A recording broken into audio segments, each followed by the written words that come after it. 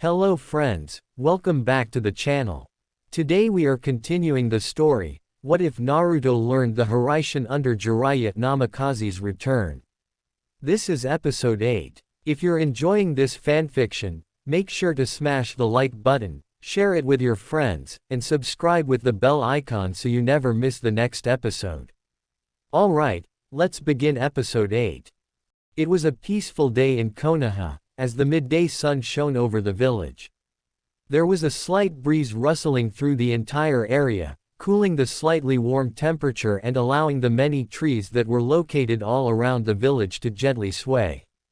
Many shops were open as merchants sold their wares, while civilians and ninja alike bought them. Teenagers were lounging around the cafes and restaurants, discussing the latest gossip or news.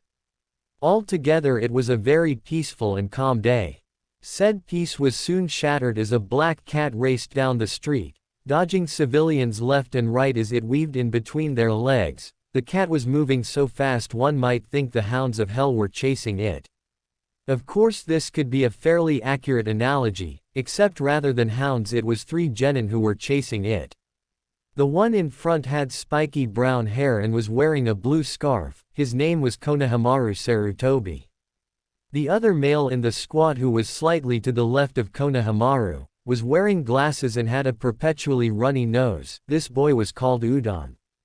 The last of the 3 was a female. She had orange hair done up in twin pigtails and a large blush that spread across her face. This girl's name was Moegi.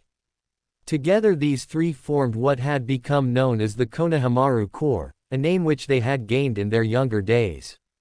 The 3 continued chasing the cat, eventually taking to the roofs until they managed to corner it in an alley. Said feline hissed and snarled, in an attempt to scare the 3 away. It was all in vain however, as Konohamaru pounced on the creature, finally managing to pin its limbs to its body. Moegi pushed a button on her head, letting their sensei know that their mission was complete. However, sometime during this discussion the cat had gotten loose, and soon enough Konohamaru's screams were heard throughout the village. Konohamaru grinned like a madman, as he watched the cat they had just caught get squeezed to death by its owner, one Madame Shinji, who was the wife of the fire daimyo. This was the only consolation he ever got when taking this mission. He really couldn't even understand why they got this mission anyways, since it never let him show off his skills. Hopefully their sensei would let them go on another C-rank mission soon, otherwise the spiky-haired genin was sure he would go crazy. Once the daimyo left with her nearly choked to death cat, Ebisu turned on his team with a scowl. It was not long until he began to berate them for the mission, listing off all of their faults in painful detail. He ended telling them that the mission had taken way too long, and that they would be doing it over again as soon as it came back up. But sensei, Moegi said as she tried to defend her team, you know how hard it is to catch that cat. With all the times we've done it, I'm pretty sure that cat is used to running away. I don't want to hear any of your excuses, Ebisu said with a scowl, as he pushed his sunglasses up his nose with 2 fingers. This just proves to me that you need more training, since you obviously lack the proper skills necessary to perform this mission. This however was the wrong thing to say to Konohamaru, who soon became indignant. They had gotten this mission so many times it wasn't fair. In fact, he was sure that they had gotten this mission more times than any other team. Sitting on the floor, the young Sarutobi began to complain, stating that these missions were too lame and he could not show off his awesome skills with such boring missions. Of course this had the consequence of getting one Iruka Yumino to yell at the genin, claiming that you could only take C-rank missions after you had done a certain number of D ranks. Tsunade seconded this, telling them that they had to work harder if they wanted to get higher ranking missions. Of course this still did not sit well with Konohamaru, who turned around, showing his back to the Hokage as he crossed his arms. I can't keep doing such boring missions, after all I'm gonna be the Nanadime 7th Hokage. Tsunade gained an amused smirk as she looked at Konohamaru, who reminded her of another indignant brat she had known. Oh, and who may I ask is gonna be the Rokudime, 6th? Tsunade asked in a curious voice. Why Naruto ni-san, of course. Everyone was quiet when they heard that. It had been 4 years since Naruto had left on his training trip with Jiraiya. Tsunade and the others had to wonder what Naruto would be like when he got back. They knew that he would not be the same little boy they had known 4 years ago. The news of the blonde shinobi's exploits had traveled throughout Konoha and the entire elemental nations by now. Based on that information alone, they knew he would not be the same Naruto they had known before he left. It's been 4 years since Naruto left to go training with Jiraiya-sama. I wonder when he'll be back. Iruka thought out loud as he scratched his cheek, thinking about the person he considered to be a younger brother. During Naruto's time in the academy, Iruka had been the one person to try and help the blonde, and while it had taken a while, Iruka had been the only person there to see Naruto for who he was, not what he held. According to Jiraiya's latest report, they're going to be a little late. Tsunade frowned at that. She had gotten a report 2 days ago when the two were due to return, claiming Naruto had gone off to fight the Akatsuki. Though the message had made it clear that Naruto was fine and the 2 members he had fought were dead, it had not given her a reason why her grandson, son figure had gone off to battle them alone. She sighed, knowing she would not likely get much information on that for the time being. I hope he comes back soon.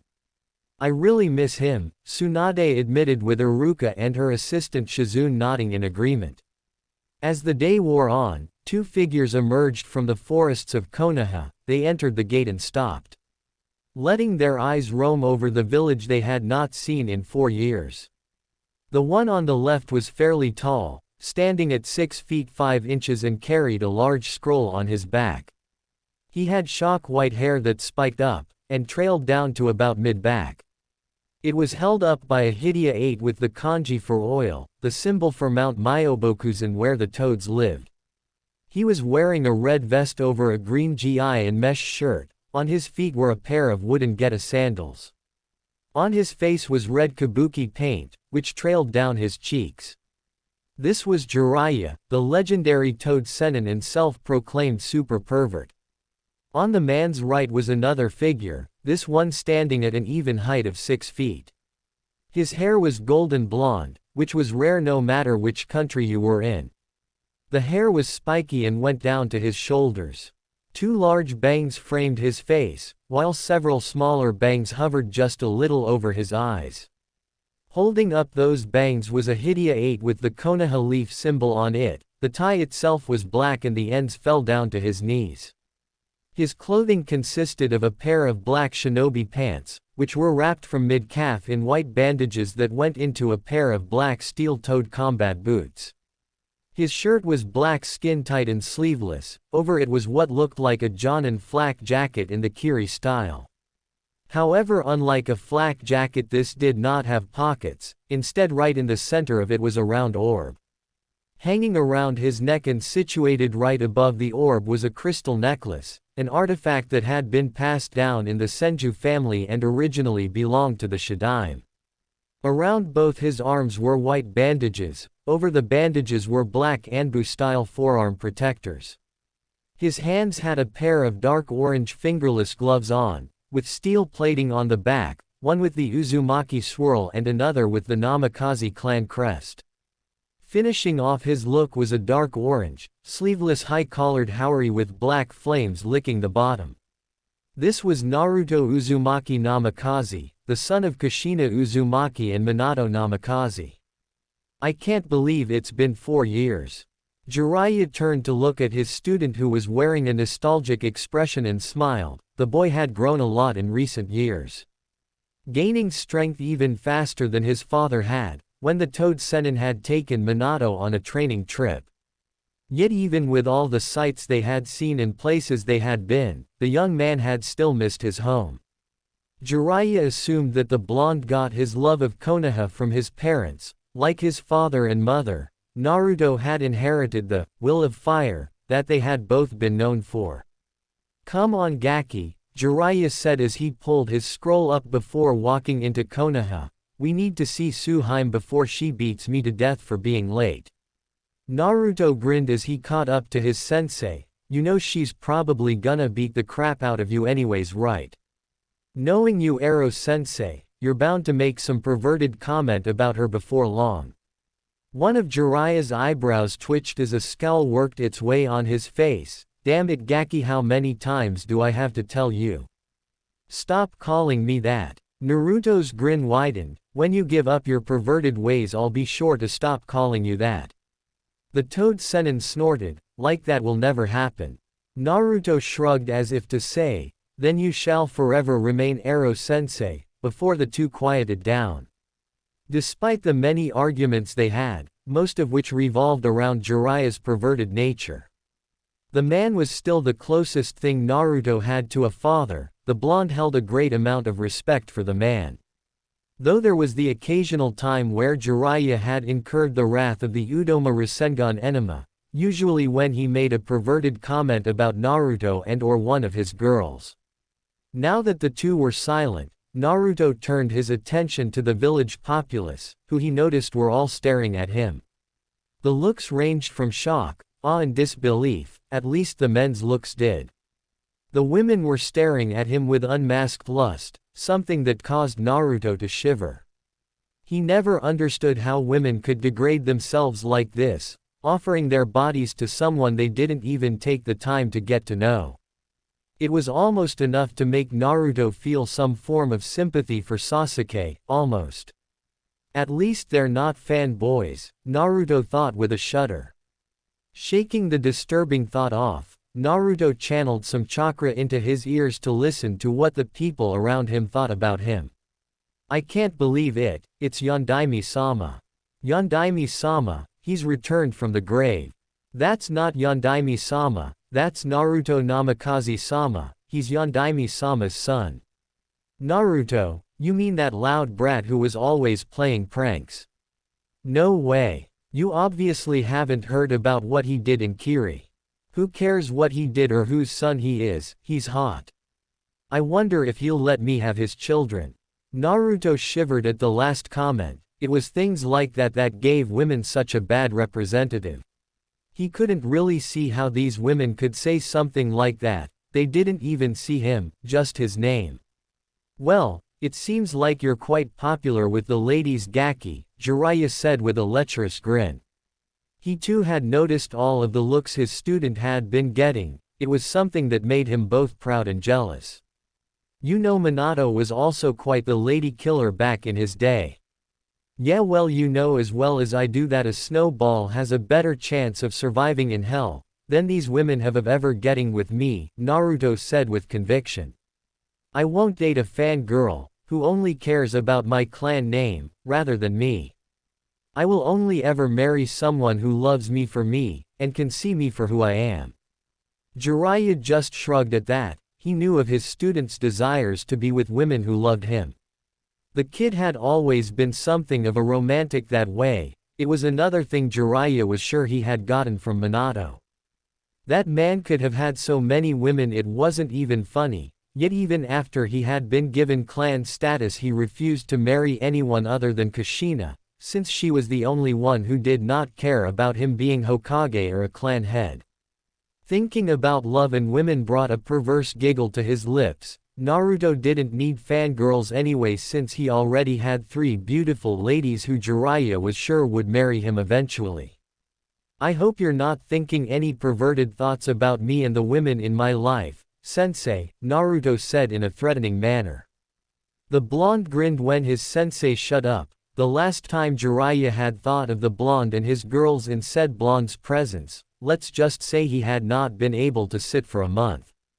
That's something else he picked up from Minato, Jiraiya thought lamentingly as he remembered a time when he had been peeking in the hot springs and Minato and his wife had come in. He had not known they were there until he saw Kushina, and unfortunately for him had not realized that Minato had come with her. The beating those two had given him had been even worse than when he had peeked on Tsunade. The rest of the trip to the Hokage Tower was made in silence, as the two were left to their own thoughts. Tsunade sighed as she finally finished the paperwork. It had taken a long time and a lot of sake, but it was finally done and she could now relax. She turned in her seat to look out over the village, her mind going to a certain blonde. She seemed to be thinking about the Gaki quite often these days, but given that she had not gone a week without hearing some kind of rumor about him, that did not surprise her. The busty blonde woman sighed as she wondered when he would come back. She was so caught up in her thoughts that she barely noticed the knock at the door. "Come in," she called out as she turned around. The door opened and the first thing Tsunade saw was a familiar mop of golden blonde hair. As soon as she spotted that, she shot out of her seat. She was just about halfway there when she laid eyes on the rest of the person who was standing in the doorway. Her mind soon shut down and her mouth hung open, as she stared at what she could only assume the man was some kind of kami. A blush began to spread across Tsunade's face, as she took notice of the man's handsome and roguish face as well as all the hard muscle that was on his compact body. The blonde Hokage was staring for so long that she did not even notice the man move to stand in front of her. "You know Ba-chan, it's kind of awkward having someone I think of as a grandmother drooling over me," Naruto teased with a foxy grin. Tsunade blinked as she heard the familiar nickname, before her mind rebooted. She blushed in embarrassment for a second as she wiped her mouth, and saw that much to her chagrin there was drool. She looked back at the blonde, "Naruto?" she asked tentatively as she wondered if this was really the blonde Gaki who had left 4 years ago. Naruto gave her a cheeky grin. "Who else would call you Ba-chan?" The blonde shinobi asked, only to stumble back as Tsunade latched onto him. The blonde Hokage wrapped him up in a tight hug, which Tsunade was delighted to feel returned to. "I missed you, Gaki," Tsunade said with her voice being muffled by his clothes. "I missed you too, Tsunade," Naruto replied as he for once used her name to show how much he truly missed the woman. Tsunade released him from her death grip hug and looked him up and down. "Kami kid, you look just like." "Looks just like his old man, doesn't he?"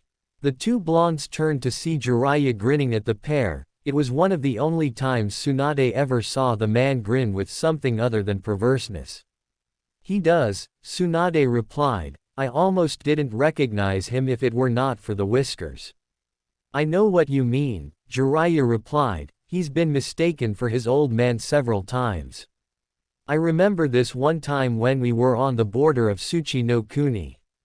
"You do know I'm right here, right?" Naruto interrupted in an annoyed tone. "Don't speak of me like I'm not even here." Jiraiya gave a hearty laugh at his apprentice's whining, while Tsunade let out a small chuckle as she moved back behind her desk. Sitting down, she leaned her head on her hands as she looked at Naruto. "I hear you had a run-in with Akatsuki," she said, obviously fishing for more information. Naruto scratched the back of his head as he gave a sheepish expression. "Well, yeah. You see, when I was in Kumo I gave the two Jinchuriki there one of my Hiraishin kunai. They promised me that if they ever ran into Akatsuki they would use it." Naruto shot a quick glance at Jiraiya, telling the man to keep his mouth shut about Yugito.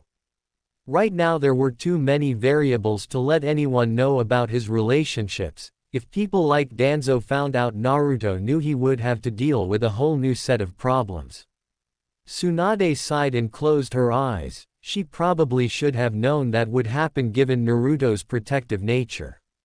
And finding two more people like him, it would be obvious to anyone that he would want to keep them from harm. Thankfully she missed the look Naruto and Jiraiya shared. "I suppose I can understand that, Gaki. Still, you need to be careful, especially when dealing with Akatsuki." "Don't you worry, Ba-chan. I know what I'm doing," Naruto said dismissively.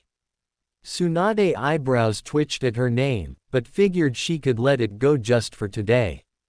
"You know, news of your feats have reached all of the elemental countries," the blonde Hokage said. "It's good to see you've actually improved." "That's cruel, Suheim. Were you not expecting him to grow strong under my care?" Jiraiya asked as he wiped away some fake tears. Tsunade was about to answer when Naruto beat her to it. She probably thought you were going to be so busy peeping on women, that you would forget all about training me. As Jiraiya began to skulk in the corner, Naruto and Tsunade laughed. Finally Tsunade looked at Naruto with a semi-serious expression. You should know that council also knows of your feats as well, particularly your stint in Kiri. Naruto frowned as he realized where she was going with this. I already figured as much, Ero-sensei, and I saw the results outside. As Jiraiya mumbled about disrespecting blondes, Tsunade laughed at the nickname Naruto had come up with for the Toad Sennin. So you expect the council will try to find a way to claim my clan's power, Naruto said as he got back on topic. Either through arranged marriages or through major kissing. Both Jiraiya and Tsunade cracked up at hearing the rather blunt, yet completely accurate way to describe the situation. The Konoha Council was well known for their greed. Most of the members were merchants who owned many different businesses both inside and outside of Konoha. Because of this they had always believed that they deserved more power than they were supposed to have. You would be right, brat, Tsunade said after she managed to regain her breath. So how did they take my heritage being revealed anyway? Asked Naruto. Tsunade shivered. At first, they threw a fit.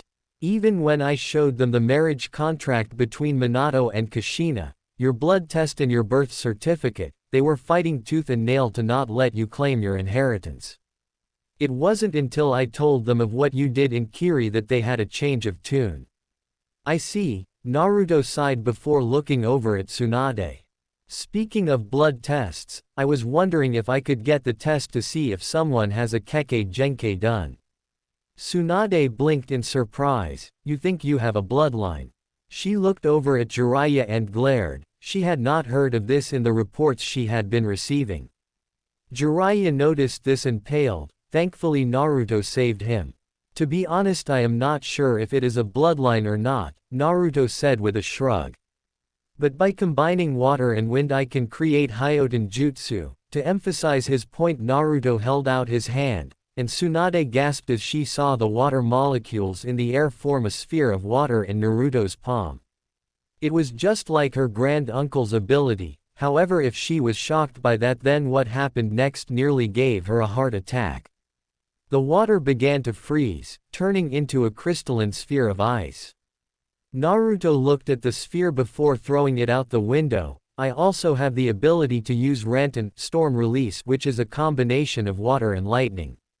And the ability to do what I have taken to calling Araton 1. Araton? Tsunade asked as she managed to get her emotions under control. Yes, I couldn't think of another name for it, Naruto said as he began to explain his ability. Basically what it is the ability to control the weather. Tsunade gaped at him for a moment, unsure whether she had heard right or not. Naruto continued, heedless of her shock. By infusing and saturating the air with my chakra and using my elements which I have unparalleled control over, I can create storms and make them do my bidding. Right now I only have very basic control over this ability, but I plan on working on it and improving my ability to do this. However, I am unsure if that's a bloodline or just that I have really high control of my affinities.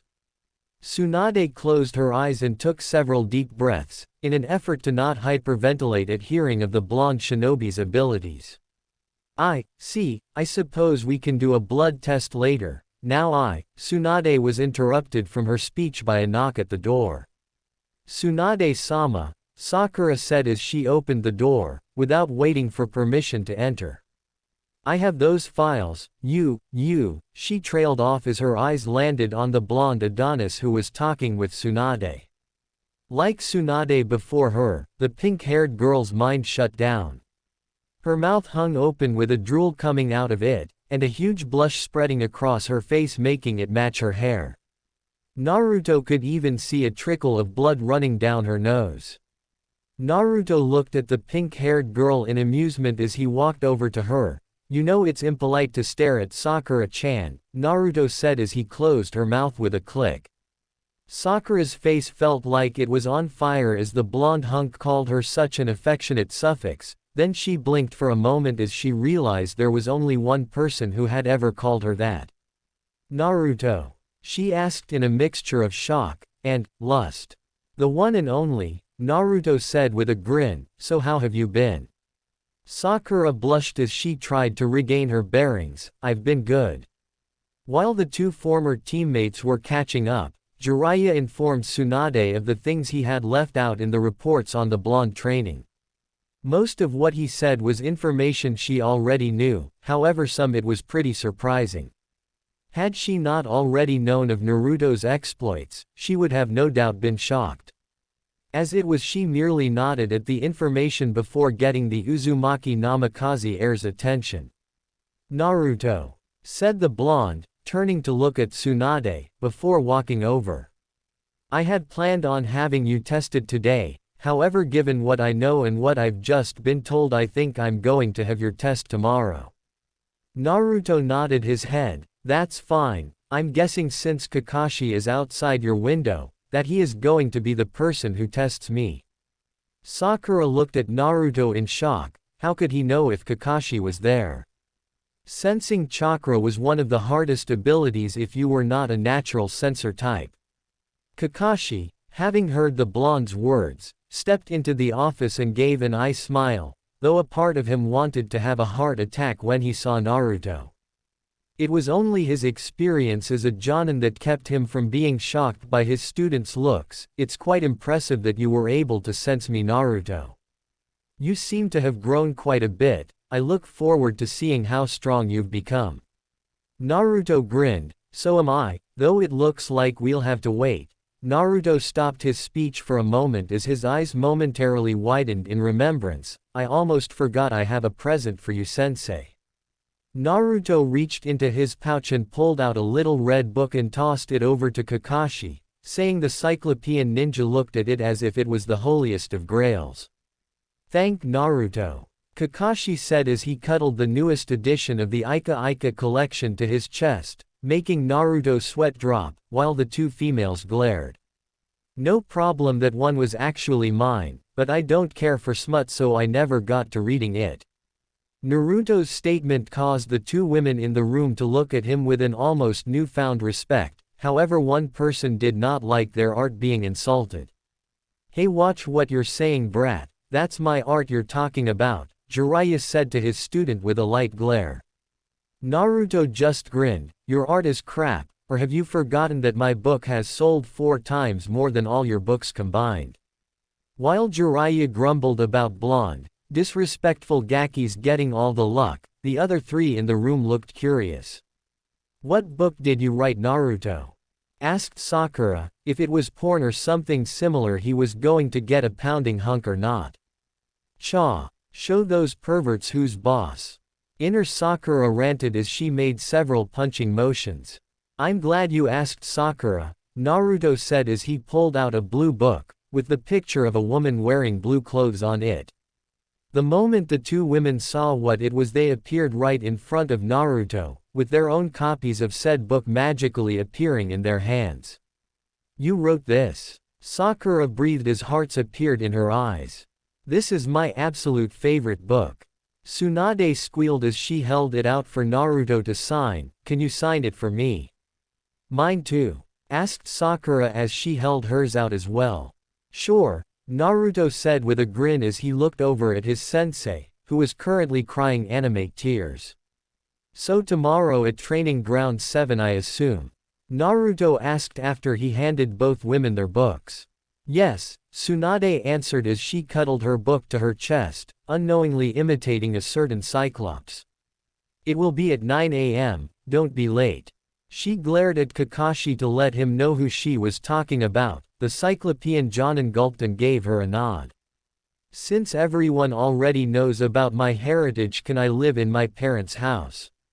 Naruto asked. Jiraiya had told him that his parents' original house had been destroyed during the Kyuubi attack, but that the Sandaime had rebuilt it for when Naruto took up his clan name.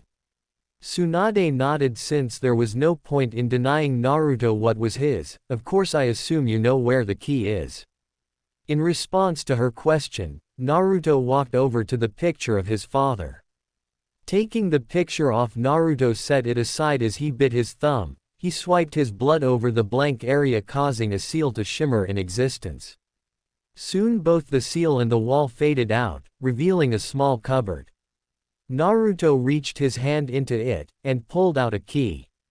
"Thanks, Ba-chan, I'll see you tomorrow," Naruto said before he disappeared in a burst of lightning, shocking everyone around him, no pun intended. "I can't believe that was Naruto," Sakura said with a blush as she thought about how hot he had become. "And to think he's Yondaime-sama's son."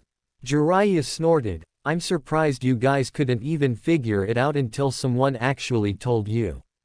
Anyone with half a brain should have been able to see it. I mean, how many ninjas do you know that have spiky golden blonde hair, and blue eyes?"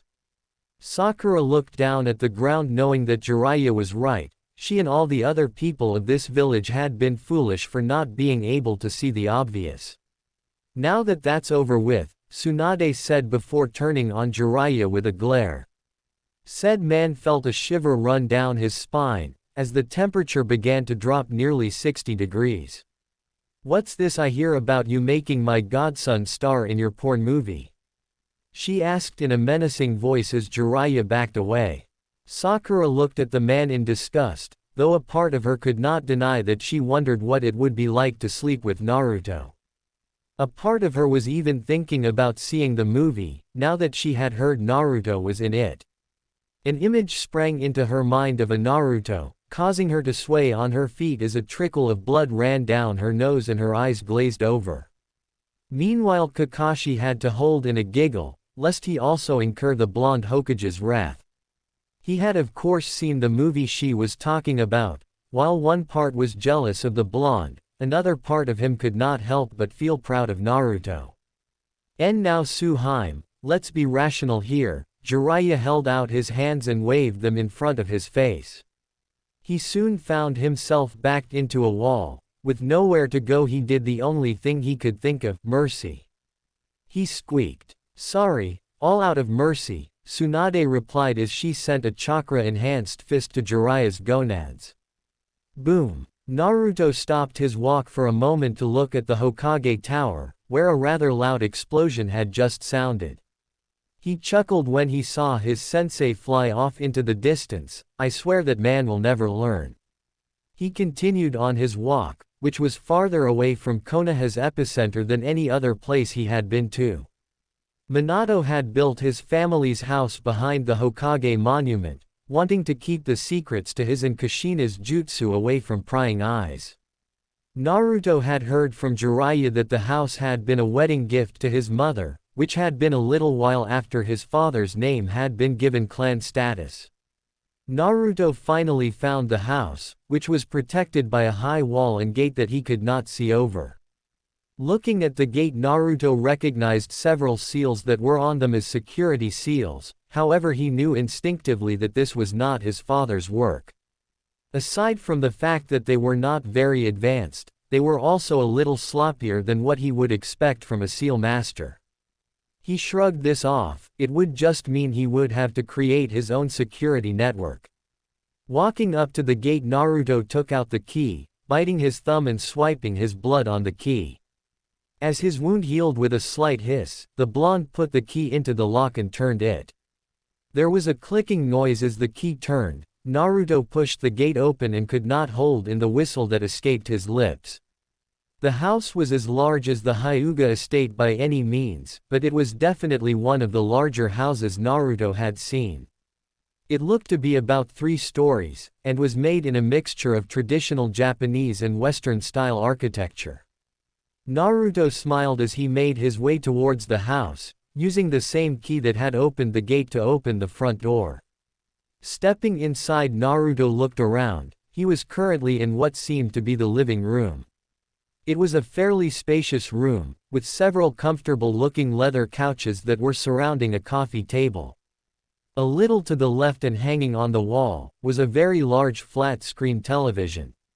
And situated around the room were several lamps, which were currently giving off dim lighting. Naruto soon began to explore the rest of the house, with his first stop being the kitchen. The place was what Naruto would easily describe as a chef's wet dream. All the counters were made of stainless steel. The cabinets were made of mahogany, and while the kitchenware was not the most recent, it was still far superior to what most people had. The only problem Naruto could see was that he had no food in the cabinet or fridge, however that was an easy problem to solve. Naruto created a cage bushin and ordered it to go buy food. The next area to check was the second floor. This was where all of the smaller bedrooms were located. Though they were only small in comparison to the rest of the house, as each room was about 3 times the size of a standard apartment bedroom. Each one consisted of a queen-sized bed, 2 dressers and a walk-in closet.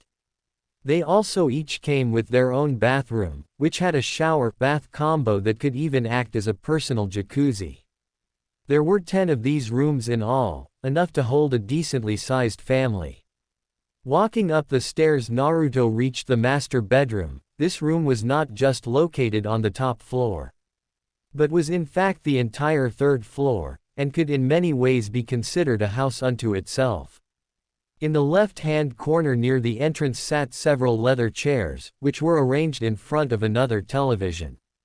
On the right-hand corner was a large king-sized bed, with red sheets and pillows, and had a dresser on either side. Opposite the bed was a large walk-in closet, which was easily twice the size of the ones downstairs. To the left and a little farther from the chairs was a door, which led to a bathroom that had the same setup as the one downstairs, the only difference being that this one had a double shower head. Naruto walked over to the bed and looked at the pictures which were arrayed on the dresser. There were pictures of his parents, some of which were actually rather funny, like a picture which was obviously taken by his mom of his dad who had been eating ramen. Only it looked like he had sneezed and had ramen coming out of his nose. However, some were much more heartfelt. Naruto picked up one such picture as he gently pressed his fingers against the glass.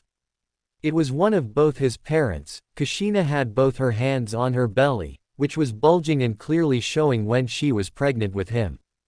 Minato had one arm around her shoulder, while his right hand was on both of her hands.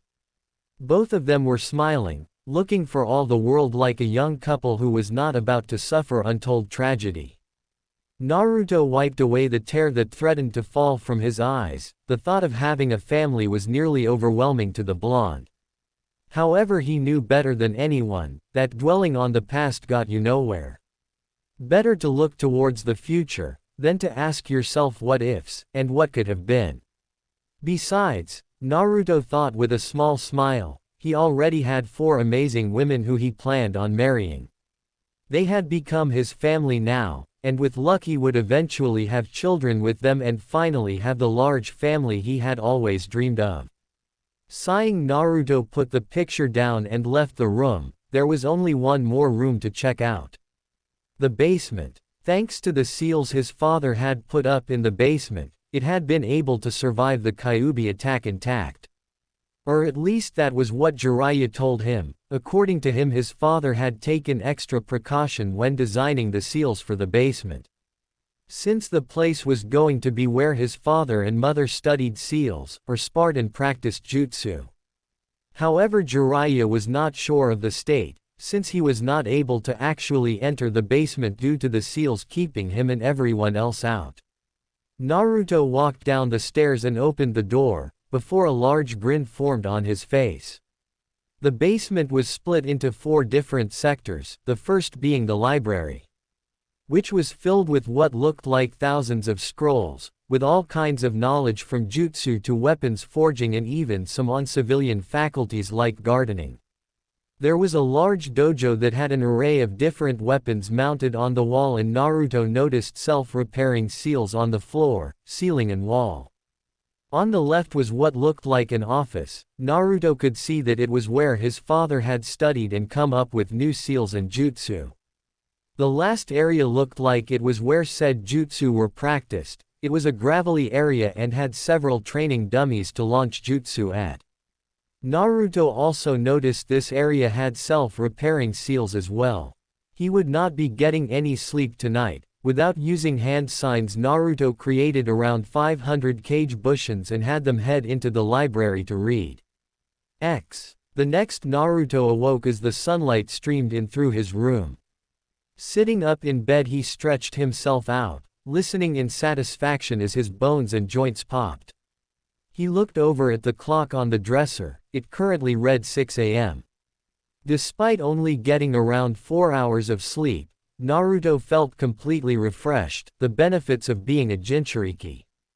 Getting out of bed, Naruto walked into the closet and got dressed in his standard shinobi attire, before walking down the stairs and into the basement. He still had a few hours to go until the test, so he should be able to get in a good workout by then. At Training Ground 7, several people were waiting to see one Naruto Uzumaki Namikaze, after Tsunade had let slip to them that said Blonde had returned. Yosh! Lee shouted as he looked at his teammates and sensei, I wonder how Naruto-kun has been doing, it will be most youthful to see him again. Rock Lee was one of Konoha's foremost taijutsu experts, with the only people being able to keep up with him being his sensei Maeda Guy and teammate Neji Hyuga. Lee had been one of the few people who had truly respected Naruto, having understood what it was like to be made fun of for being the dead last. Because he did not have the ability to use chakra for anything other than tree climbing and water walking, Lee had been picked on during his time at the academy, much like Naruto had for not being able to make a bushin. No doubt Naruto-san's flames of youth are burning even brighter than ever, Lee Guy said as he went into his nice guy pose, complete with sparkling teeth. As much as I dislike your analogy, Neji Hyuga put it, I have to agree that he will definitely be much stronger than when we last saw him. Neji Hyuga was considered the prodigy of the Hyuga clan, due to his expert use of the Juken Taijutsu and the sight of his Byakugan, which was said to be as powerful as the clan head Hiashi Hyuga. Ever since his father had sacrificed his life to save his brothers, Neji had been embittered. Coming onto the belief that fate ruled everything, and that no one could escape it. That had changed after Neji had fought Naruto, when the blonde had beaten him during the final stage of the Chunin exams. While he was still a little stiff, Neji had grown into a powerful ninja and was much closer to his eccentric team. He'll definitely be much stronger than last time, Tenten agreed. I picked up a recent bingo book and Naruto has his own page in there.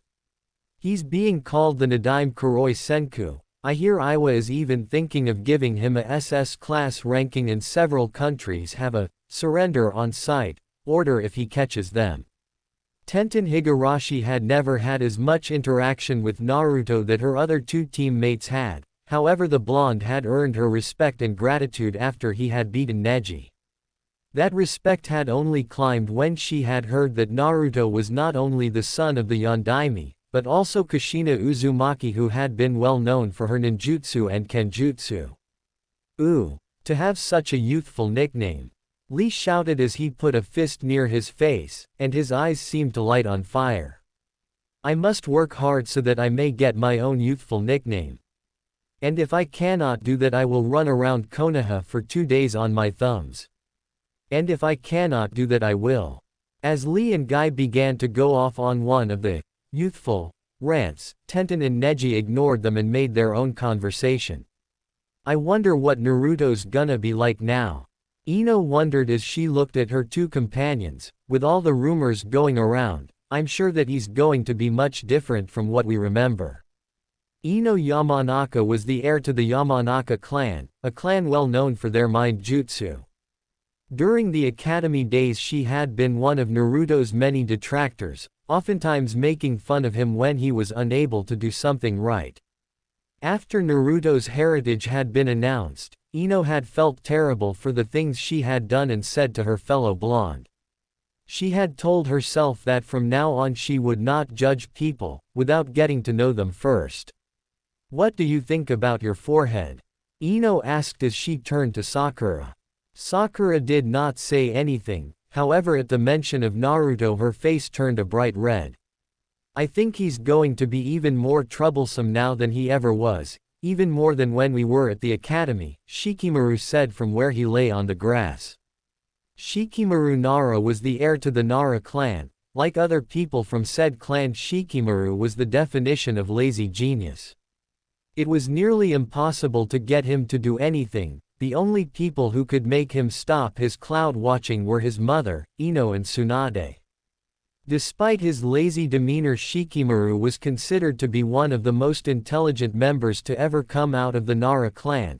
It had been that intellect that had allowed him to see that there was more to Naruto than met the eye. Unlike most people in the academy, Shikamaru had never really made fun of the blonde, whether because it was too troublesome or some other reason was hard to tell. However, unlike most, the Nara heir had seen the way people looked at Naruto, like he was the worst kind of scum alive, and had heard the whispers of monster and demon that accompanied him. However, it had not been until the Chunin exams, when Naruto used that red chakra, that Shikamaru had been able to place it all together. He was the only person within the Konoha 11 who knew that Naruto was the Jinchuriki for the Kyuubi, having studied up on it after Naruto had used the red chakra during the final exams. It had been that knowledge more than anything, which had earned Shikamaru's respect. "He may be stronger, but he's still Naruto," Choji said as he munched on his bag of premium potato chips. Choji could be considered one of the few friends Naruto had really had at the academy, or at least one of the few people who never made fun of him. Due to members of the Akamaiki clan all having larger than average bodies for their jutsu, Choji had been teased for it. During one of those times, Naruto happened to spot this, and despite not knowing, Choji stood up for him. While they had not done much after school, Naruto had occasionally joined him and Shikamaru a few times to do cloud watching. "I bet you anything he'll be like his old man," Asuma said as he took a drag of his cigarette. Asuma Sarutobi was the son of Hiraishin Sarutobi, the Sandaime Hokage and professor. The cigarette-smoking Jonin had at one time been a member of the 12 Ninja Guardians, a group whose job was to protect the daimyo of Kinokuni. He had never really known much about Naruto, other than the pranks that the blonde used to pull and drive his old man insane with. However, he had been a Chunin under Minato's command, back when I was a Chunin. "Man, I can't stand all this waiting, it's killing me," Kiba complained rather loudly as he stood with his team. Kiba Inuzuka was the clan heir of the Inuzuka clan, which were known for their using combination attacks with their ninja dogs and enhanced senses. Members of this clan were often joined by members of the Hyuga and Aburame clans, in order to form powerful tracking teams. Kiba had been one of those people who stood on both sides of the fence when it came to Naruto. On one hand, he had often made fun of the blonde for his inadequacies, yet on the other he respected Naruto for the pranks he had been able to pull off. Like most members of his clan, Kiba was very brash and often got himself into trouble for jumping into things head first. However, he was also very loyal, and had the same pack mentality that all members of his clan had. "What do you think of Hinata-san?" asked Shino in his monotone voice. Shino Aburame was the heir to the Aburame clan, a clan that was known for the Kikochu bugs that they carried inside of them and used in battle. Shino had been one of the few people who not only never made fun of Naruto during the academy, but also held some respect for the blonde shinobi. Unlike many of his peers, Shino had been observant enough to see how many people made fun of Naruto for some unknown reason that seemed illogical to him. Because of their bugs, the Aburame clan was often ostracized, much like Naruto himself was. And even if he did not know why Naruto was made fun of, he still respected the blonde for his perseverance and ability to never give up. I think that Naruto-kun W will be much stronger, Hinata stuttered as she poked her fingers together. Hinata Hyuga was the heiress to the Hyuga clan. She was a very shy and soft-spoken girl. Most considered her to be the anti-Hyuga, as she was everything they were not, or as Kiba put it, she did not have a large stick up her. It had been well known that she had a Konoha-sized crush on Naruto, During their time at the academy, Hinata had memorized where the blonde would be and what times he would be there.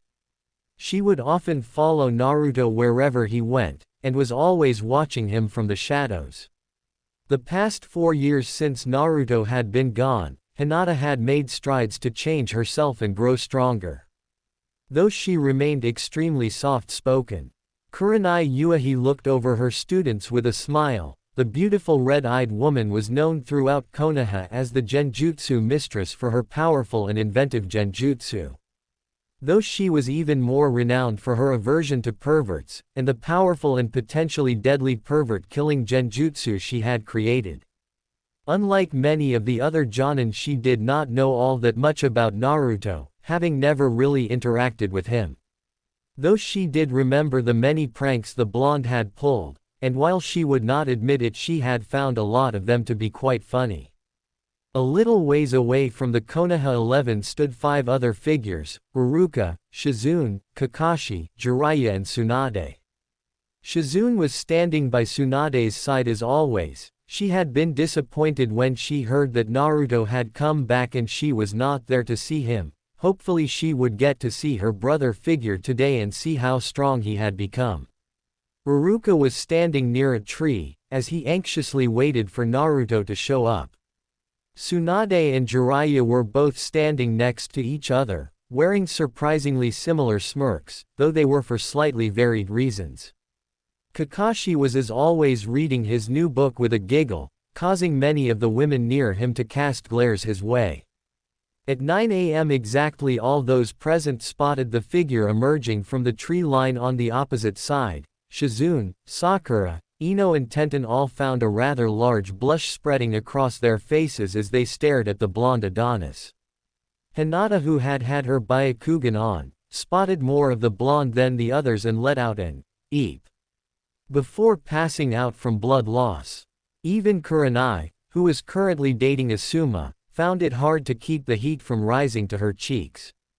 The blonde walked up to the group with a large foxy grin present on his face, causing the women in the group to feel even more heat rise to their face, and a few felt heat going to other areas.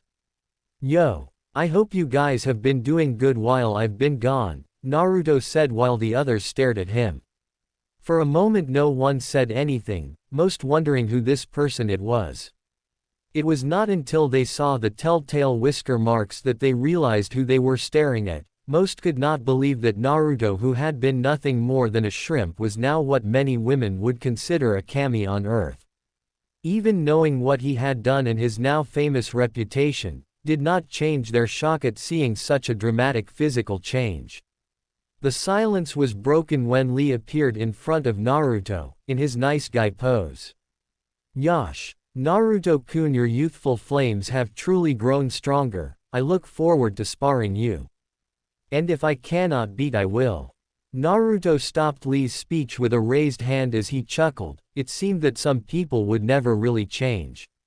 "I look forward to sparring you as well. It will be interesting to see how our taijutsu styles compare."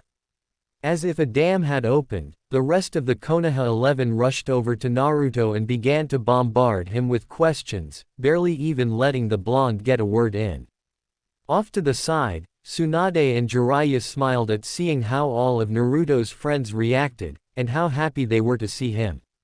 As well as how happy Naruto seemed to be, now that he was back in Konoha and with the friends he had made throughout the years.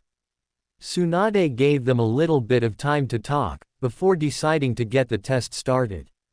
"As much as I would love to let you all talk Naruto's ear off, we do have a test that needs to get started," Tsunade said as she made the Konoha 11 back off of Naruto, who gave her a grateful smile as he adjusted his haori. "This test will be Kakashi Hatake vs. Naruto Uzumaki Namikaze, in a one-on-one battle." Naruto and Kakashi made their way out to the center of the training field, standing on opposite sides of each other next to the training posts. "Brings back memories, sensei?"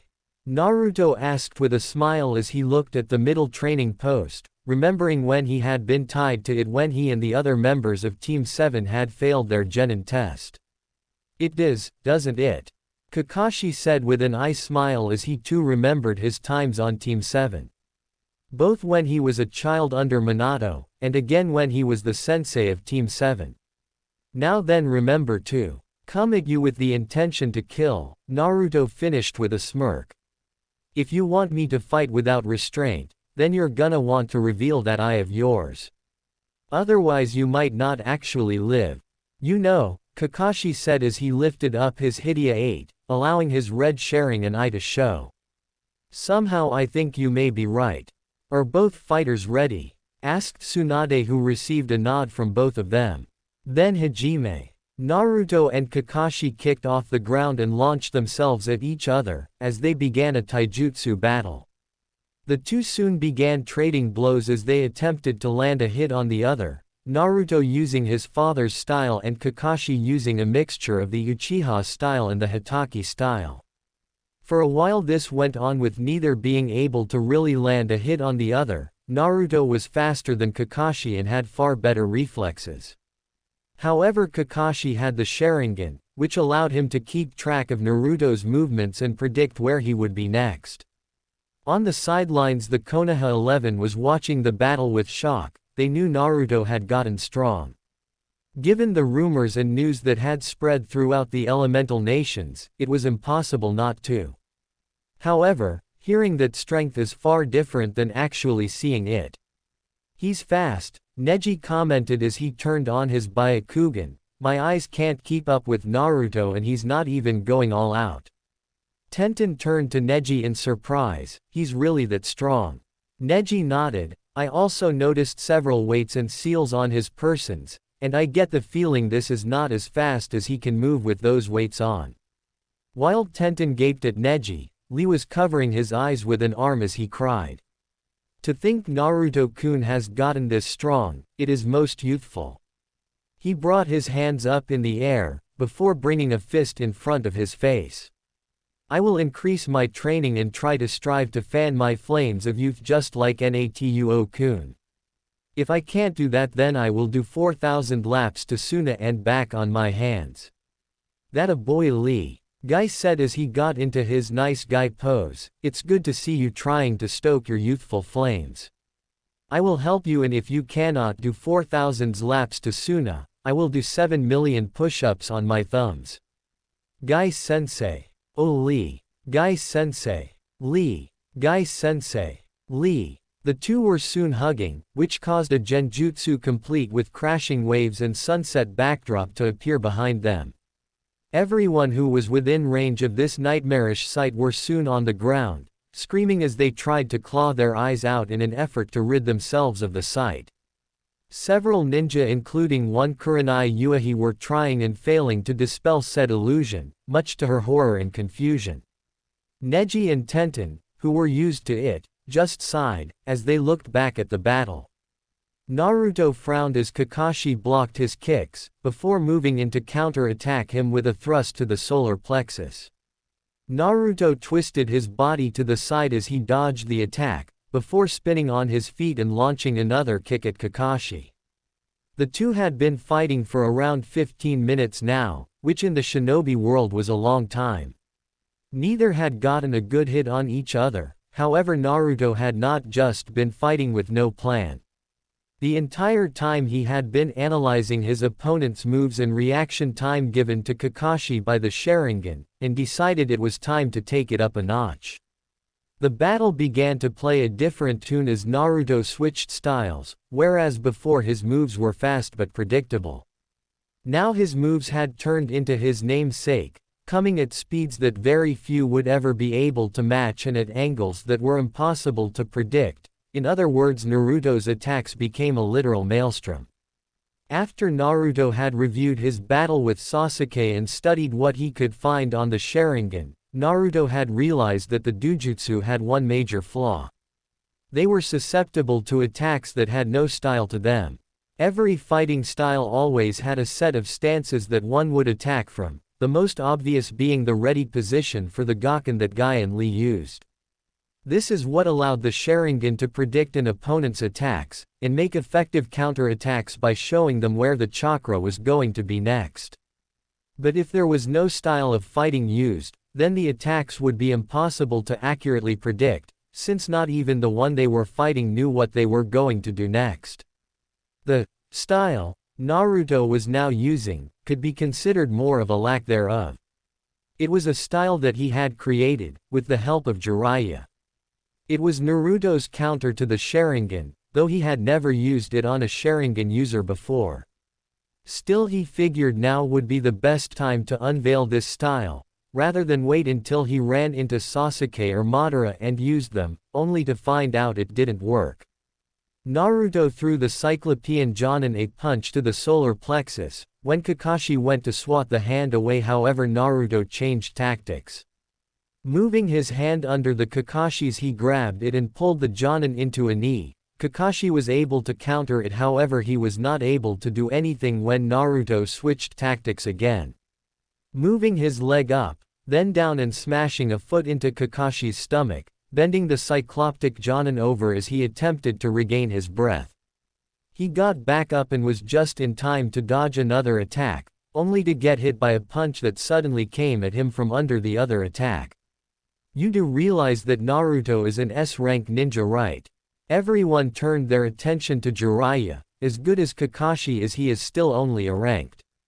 And while Kakashi has more experience, Naruto is quite simply better, and sometimes that's all one needs to win. Hell, even with all my experience I still only win half the time whenever we spar all out, even then that number is going down. Everyone stared wide-eyed at the white-haired Sennin. Going back to the battle, they all had to wonder just how powerful was Naruto. The taijutsu battle continued as Kakashi found himself completely on the defensive. He had not been able to even get in one counter-attack ever since Naruto had changed tactics. Even his Sharingan was working against him, showing him where Naruto was going to be, only to be proven false as Naruto switched attacks at the last second. Said blonde came at Kakashi with a knife's edge to the throat. The Cyclopean Jonin tilted his head to dodge, only for Naruto to make a fist as he passed by Kakashi's head. Said Jonin was sent flying as a great amount of force smashed into his cheek. Kakashi managed to flip himself in the air before he landed on the ground, and skidded back about 20 feet.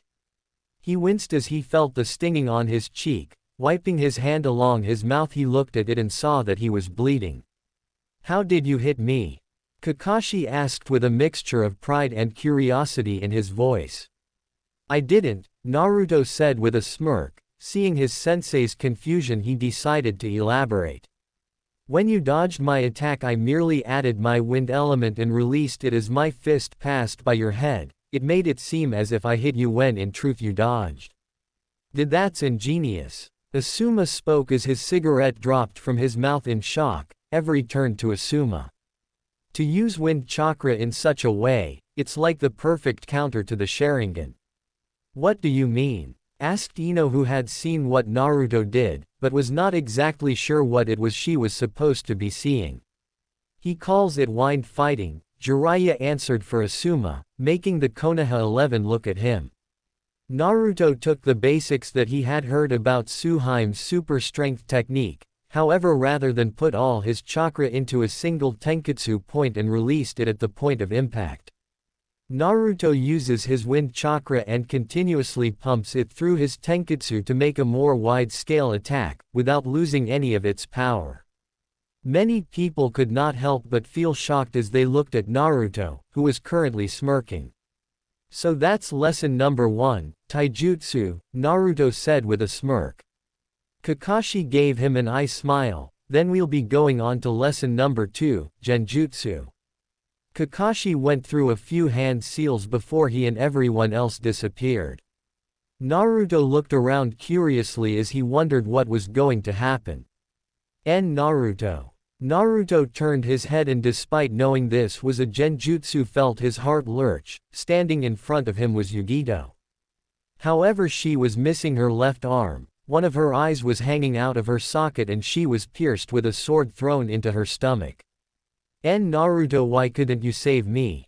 she asked with a set of accusing eyes. Before he could respond, another voice spoke up. "You betrayed me." Turning around, Naruto saw that it was Mei this time. She was lying on the ground with several scimitar-style swords pinning her to the ground. You left me to die, she stared at him with a set of accusing eyes that bored into his soul. For a moment Naruto could not even think as he felt his heart stop. It was only years of training that allowed him to remember he was in a genjutsu. Acting quickly before he could see his other two loved ones, Naruto stopped the chakra to his coils before flooding it with an intense burst of power. The genjutsu shattered as Naruto came back to the real world. He looked over at his sensei and glared. That was a cheap trick, sensei, Naruto stated in a dead tone. Despite feeling an intense shiver run down his spine, Kakashi spoke up. Well, we are ninja, and we use whatever we can to win.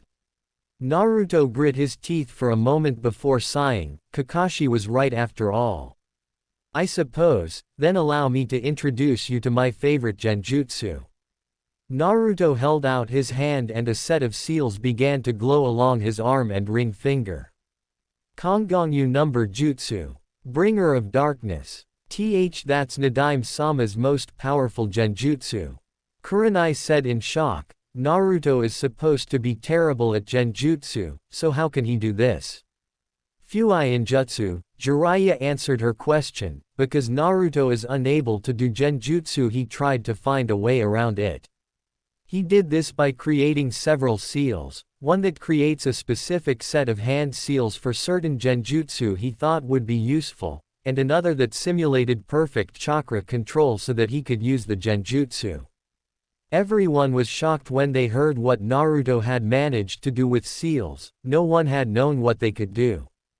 Except for the typical sealing scroll and exploding tags, that Naruto could get rid of one of his weaknesses by using seals was incredible. Kakashi looked around with something akin to fear as he tried to see out of the genjutsu. However, even his Sharingan could not penetrate the inky blackness that surrounded him. He quickly brought his hands up in the release seal, and flooded his chakra coils. Kai. Kai. As he continued to do this with nothing happening, he became increasingly desperate, and flooded as much chakra as he could into releasing the genjutsu. Kai. Finally the genjutsu shattered, except that what he saw made him wish he hadn't. Standing before him was none other than what could only be something out of his worst nightmare. He was in Konoha, except it was not the Konoha he knew. The entire place was burning. Corpses laid strewn about the entire area. Worst off was he knew all the dead bodies before him. Minato was pinned to a wall by several of his own kunai, his sightless eyes staring at Kakashi with what looked almost like shame. Half of Obito's body was gone, having looked like he had been ripped in half with the muscles and other innards falling from his body. Rin was missing both arms and legs. Her eyes had been pulled out and were in her open mouth, giving her an utterly ghastly look. But the worst was his father, a man who had been admired as one of the strongest ninja in the village next to the Sandaime and Sennin in his time. Before he had sacrificed his mission in order to save his team, bringing shame on him and making him commit seppuku. He was just as Kakashi had found him, impaled on his own sword, with his sightless eyes staring at nothing. Though they held a look of sadness and shame, the Cyclopean Jonin could not help but feel that they were that way because of him. Obito. Rin. Minato-sensei. Father. Kakashi stared at the corpses wide-eyed. Were it not for years of experience, he would have broken down right there. As it was, Sharingan was able to see through this illusion, despite its realism. Kai. The illusion shattered and Kakashi was back in the clearing with Naruto glaring at him. Not very nice when someone does that to you, is it, sensei? Kakashi winced knowing he deserved that. I'm sorry, he said, I guess I didn't think about what it might make you feel. It's fine, Naruto sighed as he took a deep breath. As long as you learn your lesson and don't do something like that in a spar again, we'll be cool. Anyway, I think we have one final lesson, don't we? Kakashi's eyes smiled, glad to see that while he could be vicious, Naruto had still kept his forgiving nature. You're right. Lesson 2 Genjutsu complete. Next up, Lesson 3 Ninjutsu. Kakashi began speeding through several hand seals faster than any of the Konoha 11 save Naruto could follow, before putting his hand to his mouth and calling out his jutsu. Kaiten, Gokyaku no Jutsu. Fire Release, Grand Fire Ball Jutsu. A large ball of fire shot out of Kakashi's mouth and barreled down towards Naruto, who had begun his own hand sealing. Sweeten, Sujinheki. Moisture began to gather around Naruto as he used his chakra to pull it out of the air. Less than a second later, a giant wall of water had formed and blocked the fire ball from going any further. The fire ball crashed against the water wall with a hiss of steam before it dissipated. When it did, Naruto went through even more hand seals. Sweeten, Saryuden no Jutsu. The water wall soon began to swirl and form the shape of a dragon with yellow eyes. The dragon gave a roar as it launched itself at Kakashi. Said shinobi jumped out of the way, letting the dragon crash against the ground, drilling its way through the rock and creating a decent crater which was now filled with water. Unbelievable, Shizune said in awe. I thought only Nadaime-sama was able to draw water molecules out of the air. No one can do it if they have a high enough affinity, Jiraiya said. Water is one of Naruto's most powerful elements. Shizune looked at Jiraiya in surprise. You mean he has more than one? Jiraiya grinned. Naruto has three: water, wind and lightning. Shizune, along with the people who had heard what the Sennin had said, felt their mouths hang open. Even most Jonin never reached getting a third element. Yet Naruto had gotten three within just 4 years. It would have shocked them even more if they had learned he mastered most of those elements within the first year. In retaliation for Naruto's jutsu, Kakashi went through several more hand seals before calling out his jutsu. Kaiten, Hosenka no Jutsu. Fire Release, Phoenix Flower Jutsu. Several basketball-sized fire balls shot from Kakashi's mouth, forcing Naruto to go through several more hand signs. Sweeten, Tepidama. Water Release, Water Bullets. Naruto launched several water balls which crashed against the fire balls and negated them. As they did, Naruto went through more hand seals. Hyoten, Kitsune Hisu no Jutsu. Ice Release, Ice Fox Jutsu. The water began to coalesce in the air and take shape again, this time into 4 small foxes with red eyes. However, rather than just launching themselves at Kakashi, they froze over, before attacking. Kakashi's eyes widened as he dodged the foxes. However, the ice creatures merely turned around and attacked again, forcing him to continue dodging. Hyoten, Shizune said in shock. How can he possibly do Hyoten Jutsu? I thought only those from Yuki or those with bloodlines could use those. I think you'll find that Naruto is a man of many surprises, Jiraiya said with a grin. Sakura listened to the discussion going on around her and could not help but feel somewhat distressed. It was obvious Naruto had surpassed her. Hell, she was pretty sure that Naruto had surpassed everyone here. It made her wonder what she had been doing all these years.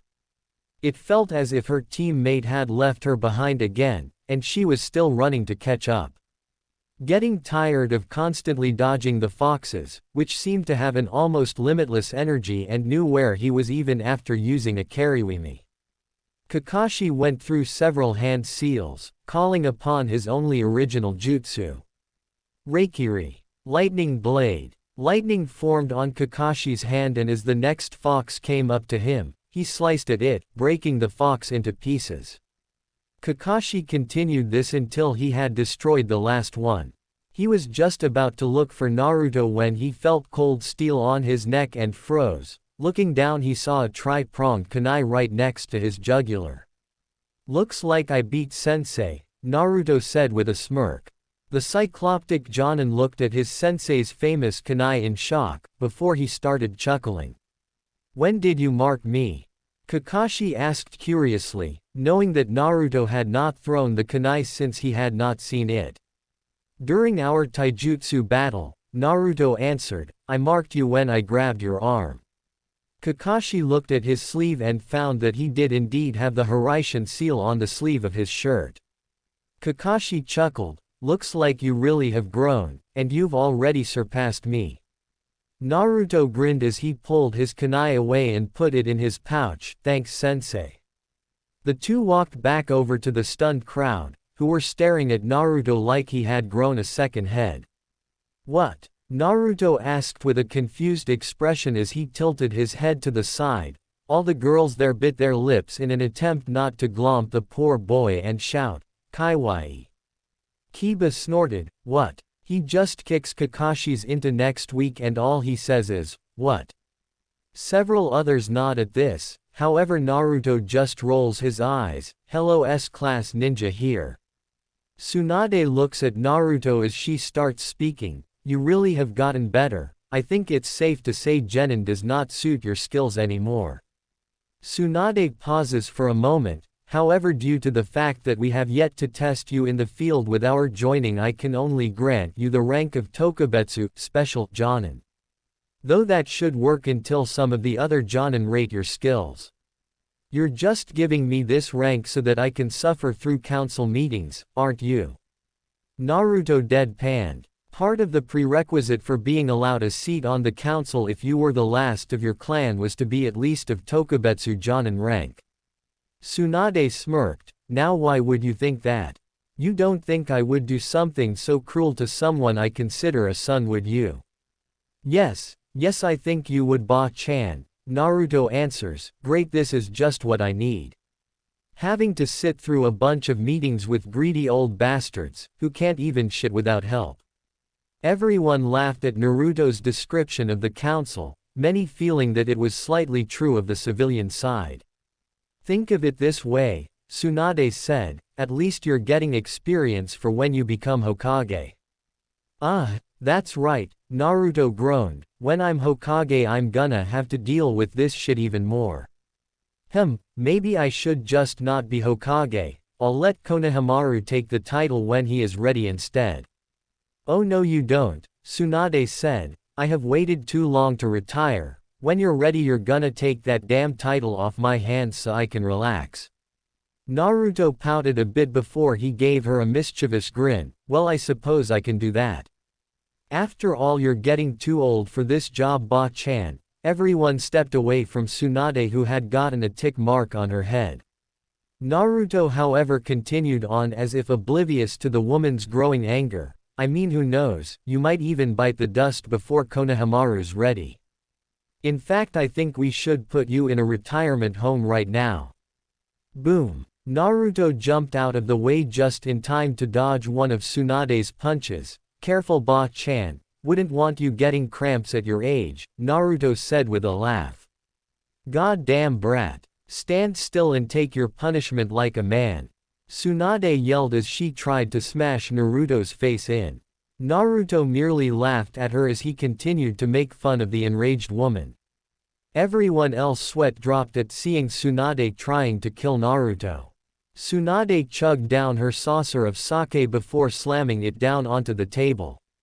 You're still an extremely heavy drinker, Suheim. Jiraiya said with an amused smirk as he poured her another saucer. However, he was forced to hold up his hands when Tsunade glared at him. Can it pervert? The busty blonde said as she took another drink of the sake, this time sipping it and allowing the liquid to burn its way down her throat. Now why don't you tell me what this is about? And if you say it's a date, you can be sure I'm going to pound you into the dirt. I didn't know you liked it rough, Tsunade-chan. Jiraiya said with a lecherous grin, which soon turned into a look of fear when Tsunade's face turned red with anger. Alright, the Toad Sennin said defensively, I wanted to talk to you about Naruto. Jiraiya reached into his pouch and pulled out one of his apprentice's silencing seals, placing it under the table before speaking. What about Naruto? Tsunade asked, is something wrong? Jiraiya looked slightly uncomfortable, he's having a bit of trouble with his seal. He quickly held up his hands in a placating gesture when he saw Tsunade look like she was about to freak. Don't worry, the seal isn't breaking or anything, it's just loosened, he finished lamely. Loosened? What happened? Tsunade asked when she saw the slightly guilty expression. It's actually my fault it happened. I had used the key to loosen the seal. I had hoped it would allow Naruto to access more of Kyuubi's chakra.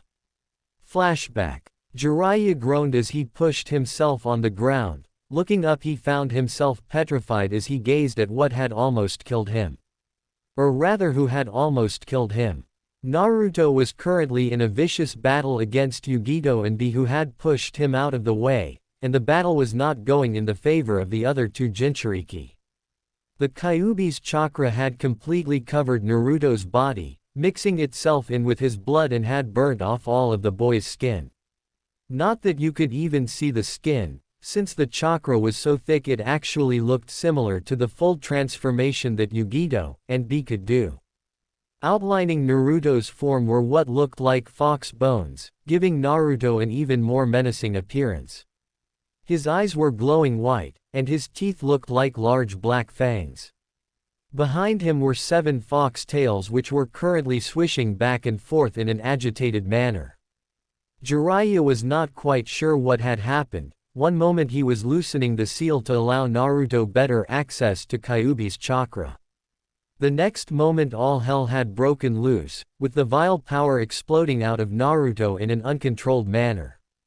B and Yugito were using a combination of teamwork and power to try and subdue the blonde, without hurting him too badly. However, it was hard since Naruto was not going easy on them, and the Kyuubi was the strongest of the 9. Naruto sent out his tails, forcing the 2 other Jinchuriki who were in full cloak mode to dodge and weave in between them. Yugito jumped back as B came at Naruto, using his 8 tails to hold down Naruto's 7. His last tail wrapped itself around Naruto himself, allowing B to lift the blonde into the air and toss him. Naruto was sent sailing, before he smacked onto a rock wall, sending dust and debris everywhere. A red light began to gather in the dust cloud, and the 2 were soon forced to dodge a giant cylinder of destruction. The beam tore a path through the landscape before exploding in the distance. At the same time, Naruto shot off the wall and engaged B in a battle. The Hachibi Jinchuriki was forced to dodge the vicious attacks of the blonde, however Naruto managed to catch him off guard and smacked him with his tail. B was soon sent flying to the same place he had sent Naruto to earlier. Yugito tried to use B's battle as a distraction to get up close, however Naruto seemed to have heard her as he looked over at her and roared. Launching himself at the woman, Naruto used his claws to try and swipe at her.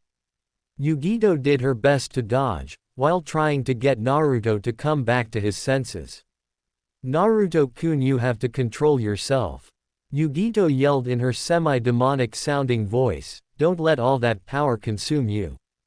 Naruto did not act as if he even heard Yugito, and just continued to attack. After a while he managed to catch the Nibi Jinchuriki off guard by sending a blast of compressed chakra at her.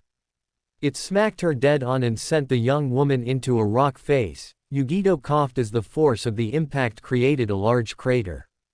She was just about to get back up when she let out a cry of pain, and felt a stinging sensation in her left shoulder. Looking up, she saw Naruto, who had just impaled her through the shoulder with one of his tails. "Please," Yugito said to Naruto in a soft voice, trying once more to get the blonde back to his senses. "This isn't you," she trailed off as Naruto tilted his head and looked at her, as if trying to solve a puzzle. Yugito tried again to bring back the person she had found herself falling for. "Please, come back to me." Naruto looked away as he grabbed his head, shaking it like he was trying to clear at her in pain. B and Jiraiya, who had been rushing towards them, stopped, not sure what was going on and knew better than to try something with Yugito, currently at the blonde's mercy. Naruto continued shaking his head as he grit his fangs. He turned his head to look at Yugito. Why Yugito-chan?" The voice was distorted and sounded completely demonic, but the fact that Naruto could speak at all meant that he was still there. Before anything else could be said, Naruto pulled his tail out of Yugito. Throwing his head up, Naruto roared, sending out a stream of continuous red energy. B and Jiraiya, who saw this, realized what was happening. He's letting out all the energy into the sky, trying to drain Kyuubi's chakra dry. Jiraiya looked over at B. Tell me, do you ever stop rapping? Killer B just looked at him like he was stupid. Why would I quit, when my raps are a hit? Jiraiya just shook his head before looking back at his apprentice. He was just in time to see Naruto turning back. The red chakra began to recede, first from his face and then continuing downwards. As it did, the Toad Sennin could not hold in a grimace. His apprentice looked like he had his skin peeled. The young teen's entire body was an angry red color. Blood was leaking out of many spots where the skin had been completely burned away. Some areas were so bad that Jiraiya could see Naruto's muscles and organs. It definitely looked painful, and judging by Naruto's hoarse screams, it was more than just that. Finally, Naruto was back to normal, or at least as normal could be when in such bad condition. The blonde dropped to the ground as exhaustion and pain took him. Thankfully, Yugito was right there and managed to catch him before he could hit the dirt. She sat down and gently placed Naruto's head in her lap, tears of worry running down her face as she stroked the blonde hair, which had started to grow back. Soon the rest of the boy's body began to heal. Normal and healthy-looking skin began forming on him, crawling up his body, making it almost seem alive, as steam began to sprout from the other wounds that were healing.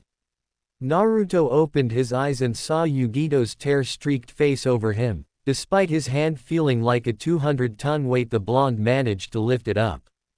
He placed it on Yugito's face and began to stroke her cheek with his thumb, making the blonde woman purr and lean into it. Are you okay, Yugi-chan? Asked Naruto in a voice that sounded as if it had not been used in years. Be baka, Yugito said as she grabbed Naruto's hand with her own. I'm the one who should be asking that. Naruto smiled as his eyes began to close. Sorry to worry you, I'll be fine, after some rest. The blonde shinobi's eyes closed as his hand became limp, making Yugito hold his hand a little tighter to her face as he fell asleep. Jiraiya breathed out the sigh of relief he had been holding in. He knew that they had been lucky. Had it not been for Naruto's incredible willpower and his feelings for Yugito, the Toad Sennin was sure that things would have ended much worse. He would have to make sure Naruto knew to be more careful when using Kyuubi's chakra from now on. Flashback end. That was extremely reckless of you, Jiraiya. Tsunade said as a scowl marred her features. I know, okay. Jiraiya said, I should have been more careful and checked the seal before messing with it. But I didn't think the repercussions would be that bad. I thought it would just allow Naruto to access more of Kyuubi's power. Tsunade sighed. Is there any danger of something like that happening again? She had to be sure that Naruto would be alright, both for his sake and whatever team he was on a mission with. It hasn't happened since that first time, Jiraiya said. Even when he does use Kyuubi's power, he does a pretty good job controlling it. Right now he can go up to 6 tails and still retain control. However, each tail is twice as difficult to gain control over than the last one. Still, I wouldn't worry. He has to lose all forms of emotional control in order for him to go berserk, and that's a lot harder to do now that he has matured. Tsunade sighed. Very well, but next time be more careful, okay? Don't worry, I won't be doing that again, Jiraiya said. The rest of the time the two teammates sipped their drinks in peace. Man, I love books. Naruto rolled his eyes as Kiba walked around the Akamaiki-owned restaurant with 2 bottles of sake in hand. The dog ninja was already drunk. Who would have thought that Kiba was a lightweight? Naruto snickered to himself as he looked around at the people there. The Konoha 11 had decided to come here and celebrate Naruto's return and recent promotion, allowing Naruto to talk with some of his friends. Over in the corner of the room, Naruto spotted Shikamaru, Shino and Neji, all of whom seemed to actually be sober. He made his way over to them. Yo. Shino, Shika, Neji, how are you guys doing?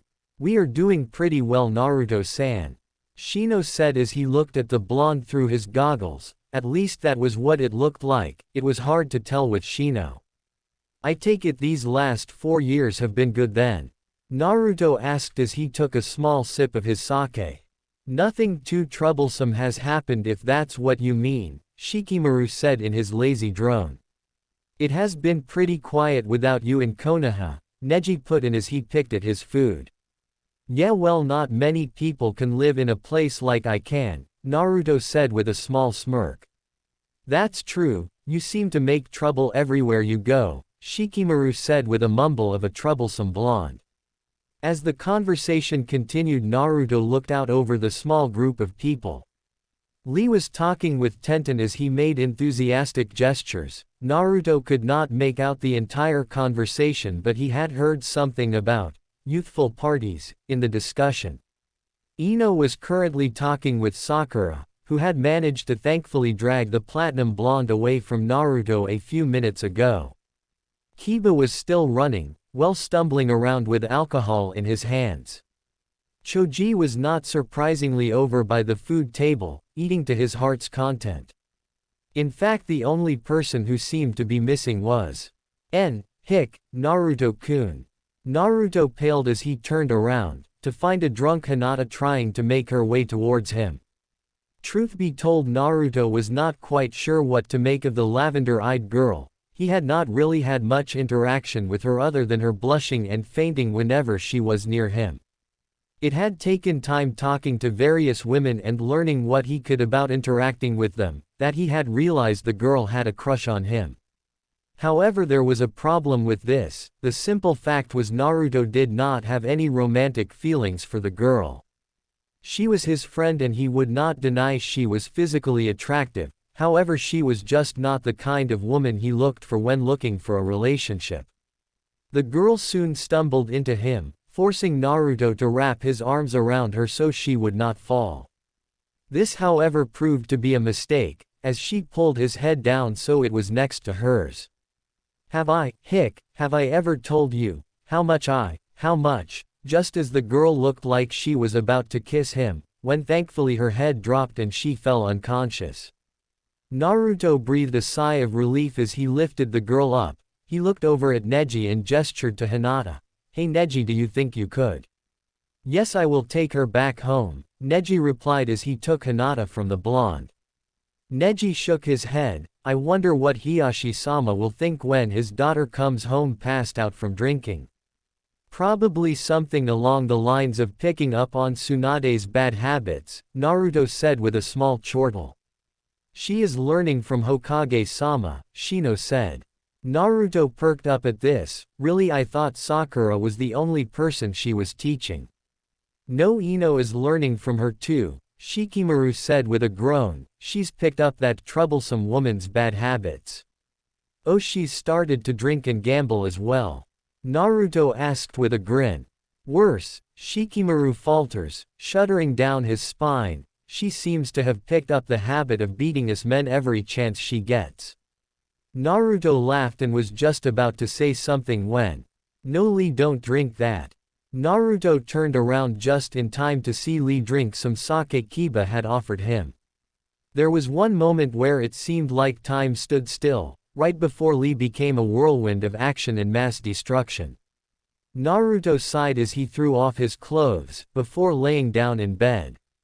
It had taken nearly an hour to subdue Lee, and had required a combination of Shikamaru's Kage Main no Jutsu, Shadow Possession Jutsu, Choji's Baika no Jutsu, Partial Expansion Jutsu, and Naruto hitting several pressure points to knock the boy out. After that, they had been forced to clean up the mess, while Tenten dragged Lee out as she apologized. Laying his head on the pillow, Naruto closed his eyes. Tomorrow was gonna be another big day. He was going to go to his first council meeting, so it would be best if he got some sleep. Omake. Jiraiya's punishment point. 3. Jiraiya awoke with a groan. His head was currently ringing and it felt like he had gone several rounds as Tsunade's punching bag, which was an accurate description of what happened. As he opened his eyes, he realized that he was lying on a table, which he was currently bound to. His arms were tied under the table in a way that he could not even move them, while his legs were spread eagle and tied to the end. Not only that, but his chakra was completely sealed, so he could not use any of his seal-less jutsu to escape. A little ways away was a television, which suddenly turned on. A woman with a large and an odd mask with red swirls on the cheek appeared. "Hello Jiraiya," came a distorted and demonic voice. "You must be wondering why you are here. Your perverted ways have caused many problems recently. Therefore we are going to play a little game." Jiraiya's eyes widened as he tried to break out of his bonds, as he did when a small slot opened up at the ends of the table near his feet. And ran up to his mail goods. A small round chainsaw appeared at the end of it, which began to spin. For the next 24 hours you will be forced to watch yaoi anime. Every time you close your eyes or turn your head, the chainsaw will move 2 inches. Good luck. The screen went blank, before being replaced by something Jiraiya would never in a million years want to see. Out of reflex he both closed his eyes and turned his head. The chainsaw moved 4 inches. Jiraiya looked down and noticed this. "Hey. I thought you said it was only 2 inches. He began to struggle and break the bonds holding him, only for the blade to move 2 inches. Oh boy, Jiraiya said. "Come on, you can do this. Just 24 hours, come on Jiraiya." He turned his head as he tried to watch the television, only to force it away again. The blade moved another 2 inches.